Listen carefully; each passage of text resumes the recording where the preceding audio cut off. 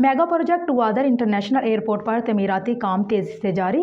4,600 ton steel से structure मुकम्मल कर लिया गया। मरकजी टर्मिनल की तमीर जारी।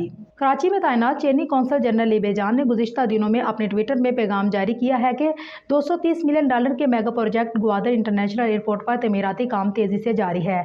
4,600 टन स्टील से स्ट्रक्चर मुकम्मल कर लिया गया है। उन्होंने कहा कि $230 मिलियन के mega project Gwadar international airport की तमीर पर मस्बत पेशरफ्त हो रही है। मरकजी टर्मिनल की तमीर जारी है। 4,600 टन स्टील से स्ट्रक्चर मुकम्मल कर लिया गया है, जबकि छत और इंदरूनी हिस्से की तमीर और इलेक्ट्रोमैकेनिकल आलात की तनसीब का काम भी तेज़ी से जारी है। जबकि ग्वादर के जारी अमल के हवाले से एक मज़ीद अहम पेशरफ्त हुई है, जबकि ग्वादर के लोगों को सहूलियात फराहमी से मुतल्लिक़ वफाकी वज़ीर मनसूबाबंदी एहसन इकबाल की ज़ेर सदारत मुनक्कदा आला सतही इजलास में ग्वादर में 300 मेगावाट कोल पावर प्रोजेक्ट की मंजूरी दे दी गई।